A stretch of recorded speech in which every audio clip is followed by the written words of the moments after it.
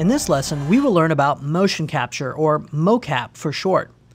Motion capture is recording real-life movement and taking that into a computer program. Once it's in the program, you can apply it to a 3D character and it will move just like the real person. There are many different ways to capture the data. The most common method is optical, or capturing the data with bulbs and cameras.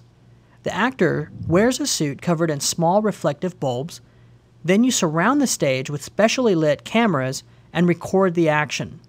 The cameras are calibrated to only see the reflected light coming off of the actor. The result is thousands of images, each recording a small amount of time from the perspective of a single camera. Depending on the system, the motion capture software then looks at all of the images, tracks each point of light, and outputs a file that has keyframe data, which can then be read into a computer animation program. There are a few problems that can happen at this step. For example, what happens if two of the lights cross each other's path? Well, the computer had to take an educated guess on which light is which. Sometimes this switches them, changing the data of the rest of the session. After you have the keyframe data, you can import that into your animation program. Often your scene will look like this, just a bunch of points moving around. These points all have rotational data on them, so we can attach our character skeleton to it. Now we have our skeleton animated just like our real person. But there is a small problem. The animation is jittery.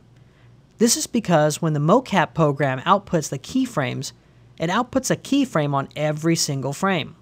This is much more data than we need for a simple animation. Fortunately, most computer animation programs have an algorithm for cleaning up any unnecessary keyframes. Even after running this program, you still might need to go back and tweak a keyframe here or a tangent there. You might be asking yourself, why learn computer animation if motion capture is such a great way to animate? Well, motion capture is a good way to capture animation, but it often needs some tweaking to look really good. Motion that looks good on a real actor might not be exaggerated enough to look realistic on a 3D character. There are also many times that it's just too dangerous or expensive to use motion capture. In that instance, you do need to animate by hand.